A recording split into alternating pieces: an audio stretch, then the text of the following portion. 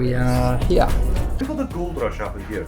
This is the NEB gold rush, one of the biggest, richest gold rushes in history. There was a lot of sickness. The men that were panning for gold were also doing their business in the same water. Something that takes Mark and I back to our childhood. Warm days, cool nights, campfire, can't get much better. It's not only if you're new, just so you know.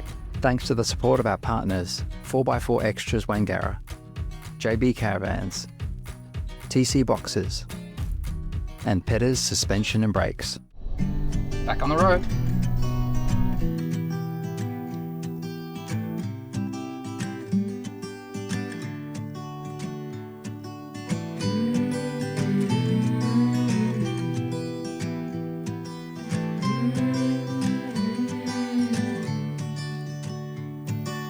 These days are running slow. Sunsets and shores far from home. Headlights are shining on the sea. No place on earth I'd rather be. And I could try to just follow the swell, but I'll never find this anywhere else. This is nice. Yeah, bit bumpy ride coming down, a few corrugations, but no, beautiful little site here. So I think if we were to do that again, I'd probably go forward in, I reckon, then reverse. But we thought it might be a bit tight because you've got two trees either side. But yeah, got in okay. We're only here a night now, aren't we? We've adjusted the stay a bit. Now we're going to unhitch though because we're going to check out the Great Otway National Park, the other side that we didn't get to do the other day. An Anglesea, potentially? Yeah, potentially Anglesea, which is a bit of a drive, but yeah, it's beautiful. Weather's cooled down as well nicely, so hopefully we can have a campfire later. You have to use the fire pits here. They are supplied, which is nice. This is nice. This will do us one night. In Site 4, we are. Yep. And there's not a peep, guys, from anyone. Nice and quiet.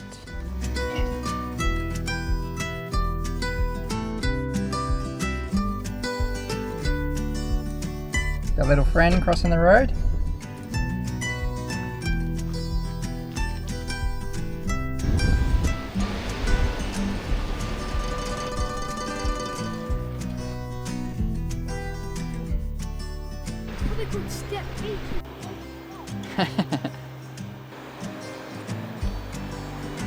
Wow, this is quite the view, guys.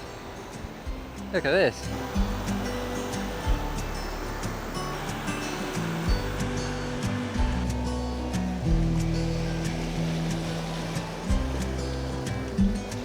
Ah, where could we be, Max? Near something significant? Yeah, we're at a lighthouse. Ah. Split Point Lighthouse, and it's pretty special. So we'll find out in a minute why it's special, hey? I will say though, it's something that takes Mark and I back to our childhood.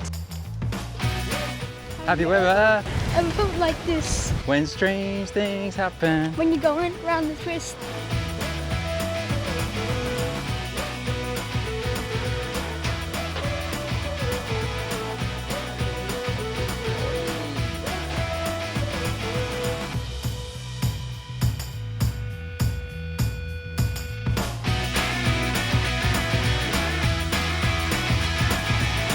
This is really cool, guys. Yeah. This is a childhood TV show that I absolutely loved, and so did Kate, and our kids got into it later on. So to be in here is quite special.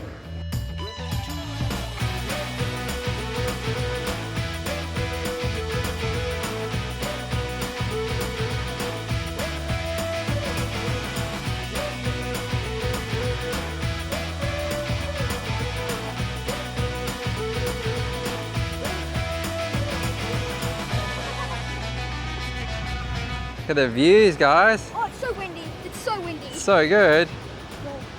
Beautiful. Very windy though. Look at these views. Woo! So windy, guys.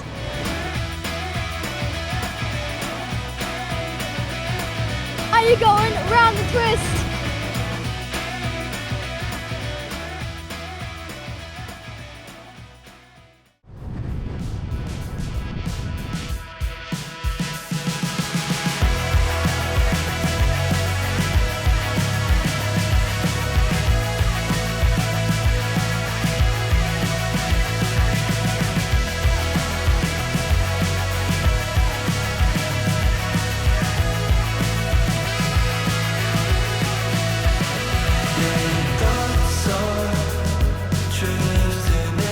This is the beautiful beachside suburb of Anglesea. We picked a very windy day to come down. But this is pretty much the other end of where we just were, over there where the rocks are. Yep. Just come down from the lighthouse. It's really, really pretty. And takes me back a little bit because when I was a kid, Mum and Dad used to take me to a place called Anglesea in Wales. So I was born in the UK. So yeah, I had to come here and check it out. Back at camp, we've got a few visitors to greet us. Hello, mate. Hello. A couple of big roos there. Max is doing his VR. And soon we'll have a campfire going. If you're camping in Victoria, make sure you check fire restrictions and the rules around there, whether you can or can't have a fire. You can go to the CFA Victoria website as well for more information on that. I think dinner is on the go. Oh, I think there's another curry on the go. Looks very nice. Got to catch people off guard. Creeper in the background. And Izzy's already finished her dinner. Straight in. Teenagers, always hungry. And we'll talk about today in a little bit more detail by the campfire in a bit. Warm days, cool nights, campfire, can't get much better. Pretty relaxing day. We're still, believe it or not, we're in the Great Otway National Park. You know, we've driven quite a bit over the last couple of days and we've explored, you know, waterfalls and beautiful beaches and bays, and this area is so expansive. So we've moved to this place now, which is the Hammond Road campground. Nice bush surrounding, sitting by the campfire, enjoying our dinner and just a glass of wine to finish off the day. Yeah, we definitely wanted to see the other part of the national park. So we gave ourselves a day to explore today. There's certainly a lot more you could see if you had more time. I was just working out in my head all the nights we've done. So we were 6 nights off grid. This makes 7. And then we had a couple of nights before that as well, didn't we? So at least a week, guys. And it's been epic, hasn't it? It's been awesome, yeah. And a real mix of camps, so, oh, sorry, smoke's getting me. He's not upset, guys. Yeah, I'm so emotional that we're leaving. It's the smoke. We keep getting like just these bursts of smoke and then it blows that way for a bit and then it catches you by surprise. We're pretty fortunate as well. This is essentially a free camp because the Victorian government has an initiative on at the moment where you can stay for free in their parks. So that's saved us a few bucks, which is awesome. We probably would have done more of these type of camps if we could, but unfortunately, because they're free, everyone's been booking them out and we're still in the school holidays period. So we haven't been able to do as many as we thought we would. But yeah, lucky we were able to find this beautiful camp. Today, we went to a pretty iconic lighthouse. We did. Yeah, super exciting. And this takes us back quite a number of years. We feel very old, even thinking about it. But a show that we used to watch when we were kids. Yeah. Was filmed there, wasn't it? Yeah, Around the Twist. See, I grew up watching that show, as did Kate, so it just brought back all this nostalgia. It was really, really cool. I didn't do that one, guys, because we have done a crazy amount of walking the last few days. And we'd already done like some stair steps before that. And I'm, still recovering, with my knee situations. So trying to just be a bit careful, and they were super steep, weren't they, inside? So I sat that one out, but it was pretty epic from the top from what you guys said. And also we did a little bit of a drive. I went to Anglesea today. That's one of the places that we got told that we really must go to and check that out. And that was beautiful, wasn't it? That was worth the drive. So we went there, we went to the beach and where the river mouth connects with the beach. So it was quite a long walk to the beach, wasn't it? But it was worth it. It was very pretty, but super windy. We got blown away. And there was a beach nearby, which we thought we'd check out. Is that the new one? And then we kind of saw the sign and went, oh, okay. Had a bit of a warning that it was a nude beach. So we're like, oh, should we risk it? Should we not? Because we had the kids with us, fully clothed mad. But we got down there and there was no nudes, so we were okay. But that was beautiful. And again, more stairs, steps. The sign does say it's a nude beach, but all welcome. So, obviously anyone can go down to the beach. It's not only if you're nude. Clothing optional. Just so you know. But it is a beautiful bay. So Max did comment though, there was someone in the distance that said, that lady might have skin tone clothing on or not. So fully immersed in the water. But hey, that was beautiful though. The beach was quite shallow in some bits, wasn't it? So you could see kids splashing around there, you know, and it was safe as well in some of those bits. So that's a good one to stop at, guys, if people are fully clothed down there. We're going to go to a place called Ballarat tomorrow. Very famous town here in Victoria. There's a lot to see. It's quite a historical town. So we've got 2 nights there to go to, which we're very excited about. And be a bit of history for the kids to take them on as well. So excited about that one. Basic facilities here at Hammond Road Campground. There is a drop toilet that you can use. Each site has access to a fire pit. I think a couple are communal because the site next to us doesn't have a fire pit. So I think it's a shared fire pit for this area. Beautiful spot. Yeah, we're going to settle in for a night here and then hit the road in the morning. And look, they're not massive sites in terms of the caravan site. So we booked one of the van suitable sites, and you can see a bit tight, isn't it?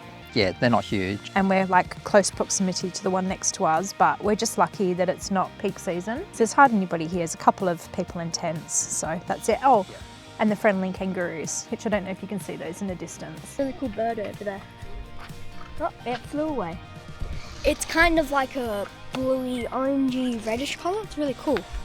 So we're trying to get out early this morning because we've got a decent drive to Ballarat. It's about 2 hours by the time we're towing. And also we haven't had any coffee, so this will be interesting. Normally we've had 1 or 2 coffees by now, so definitely feel a little bit bleary-eyed, but let's get to it. The pack down begins. Oh, it's almost finished now. It's ready to go. So quite easy with a van like this. Hook up, make sure you're level. We use the airbag suspension system here to level the van each time we set up. So it's just a matter of getting the levels right, checking everything, and then we're good to hit the road. This is a really nice camp. Really enjoyed that. Very quiet, very dark. Enjoyed the campfire. I think you need to amuse people how you make the van dark.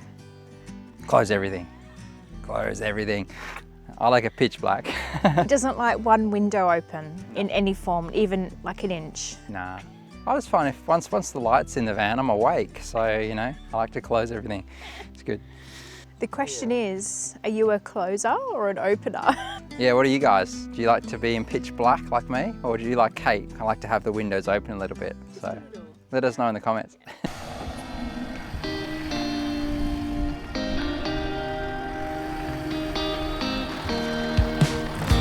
Take me back to the rivers. Pretty bumpy road, guys. Coming out of camp, pretty bad. It's about as fast as I can go. Slow going, that's for sure, but we've got about 6.5 kilometres of this, and then we'll get onto the good roads. So can you tell me a different story? No, I just treated everyone to a coffee. This is a treat for us. He caved. He can't go, no coffee in the mornings. Time in the world now, I just need more, I just need more. We had all the time in the world now, I just need more, I just need more.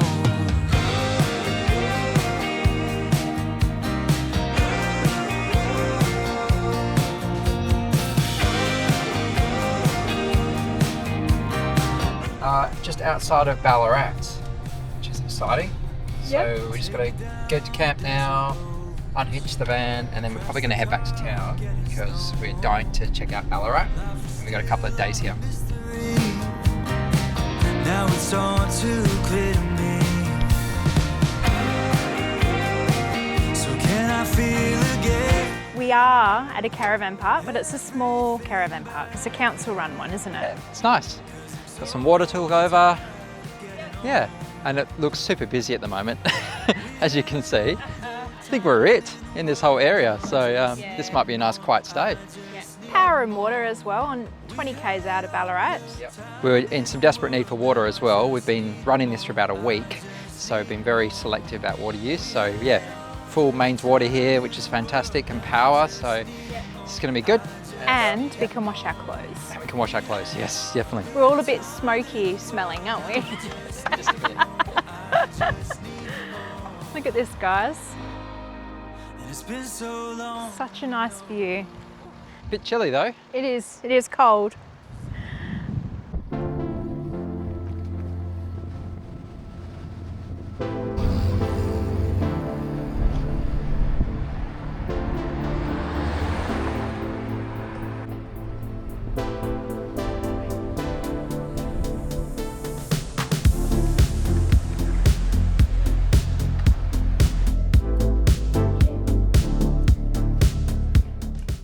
town hall. This is a visitor centre, very cool.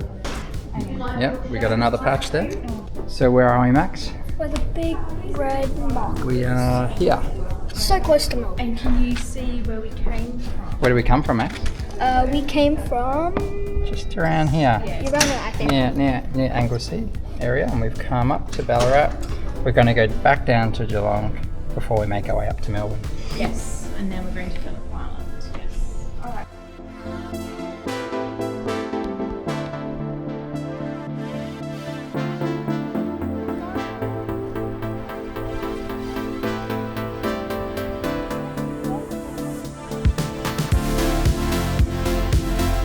A walk through the historic town of Ballarat really is quite an eye-opening experience. There's so much history everywhere. Old monuments, old buildings, each one tells a story. We're just walking through the main streets today, having a look at all the buildings. There's actually a tour you can do that takes you through a number of key streets, historical streets in the city. The old theatre, Max, hey? Regent Multiplex.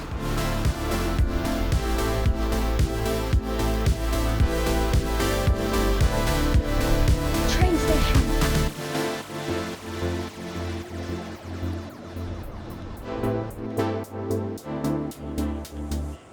Old Sheriff's Office.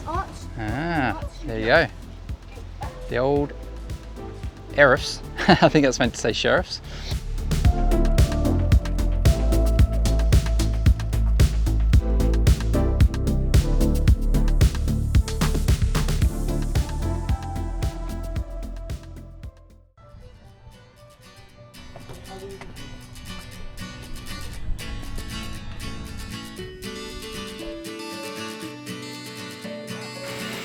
You like to live in a house like this?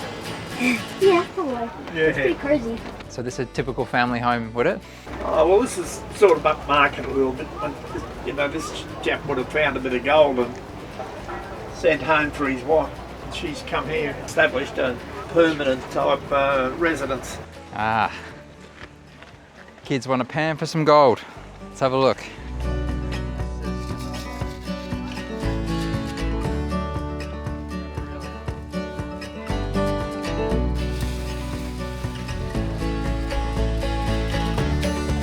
If you can see, guys, on the camera, but you see all these shiny speckles in the pan here. There's bits of gold. It's really cool. Find some chunky ones to earn your keep now, don't you, Mark? And this is little flakes, but there's one. It's on the edge.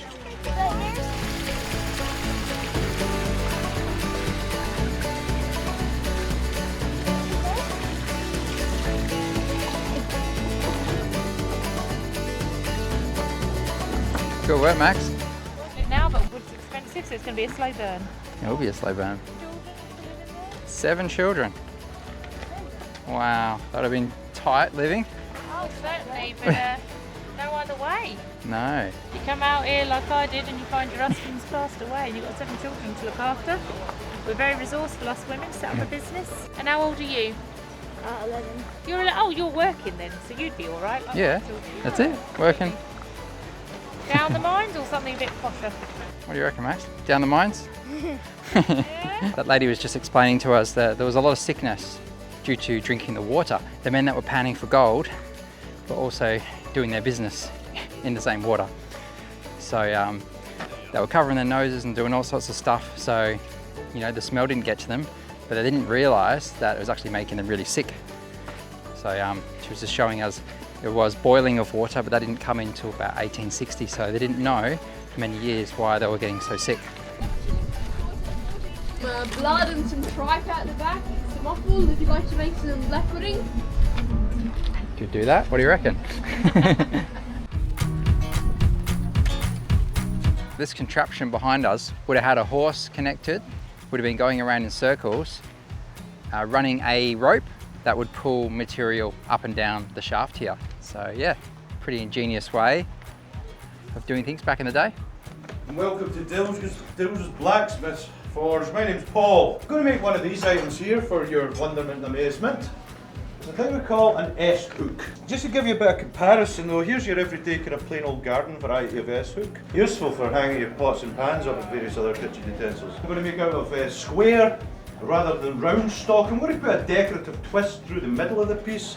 So I'll start off with the name of this place where we are. Ballarat, or Ballarat as it was once known. So Ballarat is two words in the language of the local Aboriginal people in this area, the Wathaurong people, and in their language, Ballarat means resting place for many, many tens of thousands of years. Things will start to change around here in the late 1830s with the arrival of Europeans here and others, of course. There were a couple of Scotsmen like myself. So this all around here all became a sheep run for quite a number of years, right up until just after late August of 1851. That's when things started to change a huge amount because gold was discovered here. Now, the first bit of gold discovered here was up in the next wee township up to the southwest, a place called Bunningyong in the creek there. That same month, August 1851, gold was discovered just over there. You can almost see it from here, not far at all from where we're standing. A place called Poverty Point. Now that was either some kind of joke, considering a huge amount of gold up here, or it was an attempt to try to put off any more people coming here. I suppose who would go looking for gold in a place called Poverty Point? Not me. Anyway, if that was the case, unfortunately that wee point didn't work out very well. And as soon as word got out to the population centres like Melbourne Town and Port of Geelong, Sydney, places like that, about in fact the rest of the world, about the discovery of a rather substantial amount of gold lying about up here. A thing called the gold rush happened here. This is any wee gold rush, one of the biggest, richest gold rushes in history. The reason why I'm telling you all that nice wee story there is because blacksmiths, we're here on the scene here on the Ballarat very quickly indeed, because all of a sudden now there's a huge demand here for our work and services. This building we're standing in right now is built to represent a blacksmith's workshop or forge from the early 1850s now. This is purely a decorative touch, and a twist like this is a fairly traditional decoration in ironwork. The whole point of putting a decorative twist in it, well, it's quite simple. Hopefully, perhaps somebody might come along, pick up one of these hooks and go, oh, that's really pretty, that twist, and then buy the hook.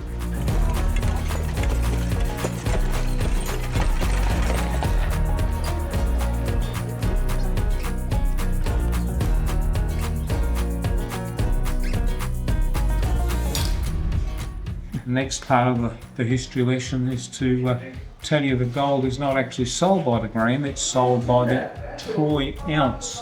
It's an old style of weight, but it's been sold that way for many, many generations.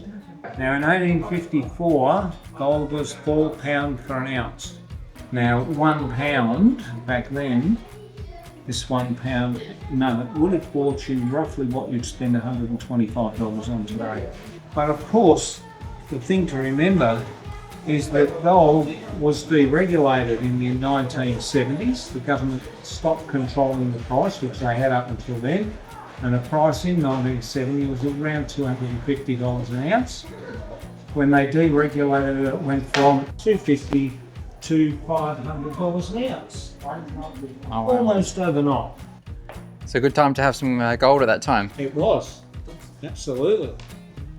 But gold continued to go up a little bit at the time, and then suddenly took a bit of a leap about 18 months later and went to $750 an ounce. Wow. Since then, it's been going up, Yep. sliding back a little bit, up, sliding back a little bit, like taking 2 steps forward and 1 step back. So of course it's continued to grow. You, my son, have $1,106 in your hand there. Wow. There you But go. I wouldn't recommend running because the trooper has a really big gun.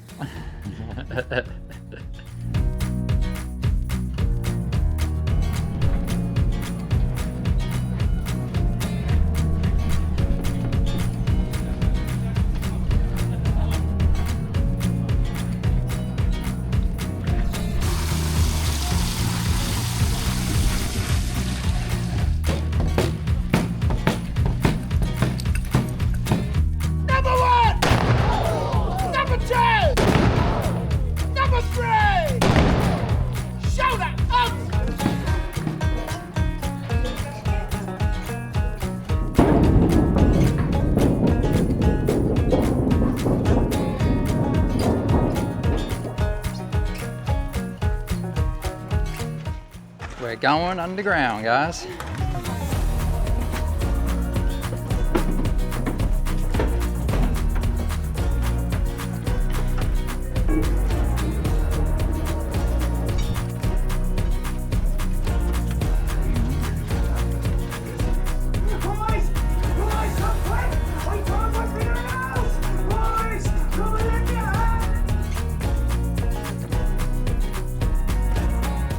if you're planning to come to Sovereign Hill, our recommendation would be to come here early.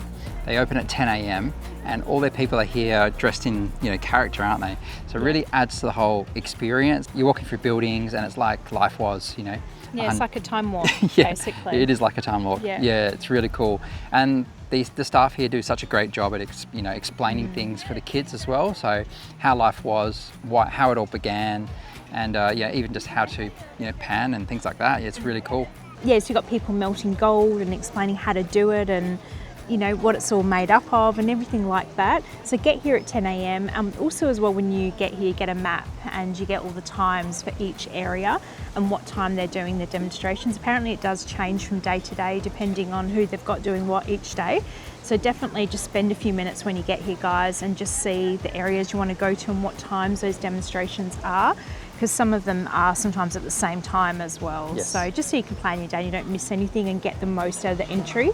The entry for us was about $130 for a family of 4, so it is quite a bit, but it has been amazing, hasn't it? Yeah, it's totally worth it. A lot to do. Definitely give yourself a full day if you're going to come down to really experience it. Yeah. But yeah, we've really enjoyed it. Your favourite thing? Gold panning. Yep, thought so. And apple crumble pie. Apple crumble And pie. the Blacksmith. Oh yeah, there was 2 bakeries, wasn't there? Yeah, we'll show you what we bought earlier.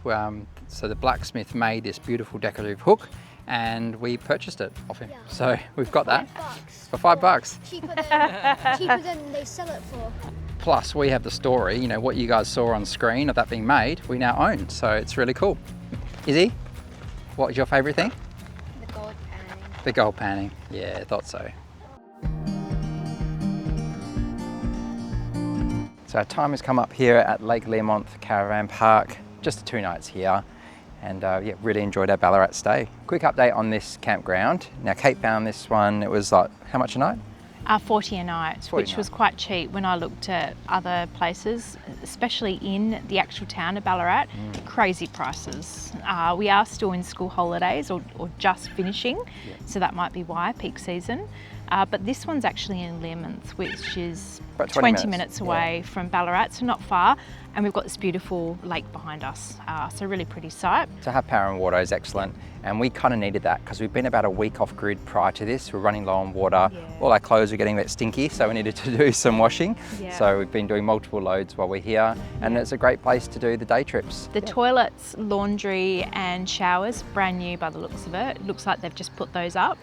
So beautiful facilities. And it's actually quite a small campground. I don't know how many sites there are, but it's nothing like the big 4s or anything that we've stayed at. There's only, I don't know how many sites, maybe 20. On to Geelong now. So we're going back down. So some of you might be questioning why we're doing that. The reason being, we kind of threw Ballarat into the mix a little bit later than we ideally would have. The reason for that is we were looking at potentially going to the Grampians National Park, and with all the bushfires, unfortunately we couldn't make that happen, and they're still burning. They've been burning for weeks. So we kind of kept a window open so we could do potentially Grampians and then Ballarat. Grampians didn't happen, so we put Ballarat into the mix, but we'd already booked Geelong and Melbourne. There was a sale on at the time, and we booked some accommodation in Melbourne. So that's the reason we're doing a little bit of a backtrack, but that's all good. So we'll head back down. I think it's about an hour, 45-minute drive ahead of us today, and then we'll check out the sights of Geelong, and then the day after that, Melbourne. Yep, and that's mainly for the kids, isn't it? Because last time we went to Melbourne, they were 3 and 5, so they don't remember anything. So we've allowed a week there to do the sightseeing stuff. Izzy's dying to do shopping. Teenagers. She wants to go to some good old makeup shops and DFOs and all that. So that will tick those boxes. Oh, it's always when you move. The smoke follows you. 1 second. Like the camera's rolling. I know, but it's right in my eyes. Yeah, so we've moved to this spot now, which is the Hammond Bay campground. Mark, that's not what I said. Hammond Road. They're making up names. Stop it. Hammond Road. It's smoke. At the moment as well, the Victorian. It's just it went in my eye. I'm gonna move because I'm getting... We totally didn't think that through though. Okay, in a discussion it is. Can't sit there anymore, I'm moving.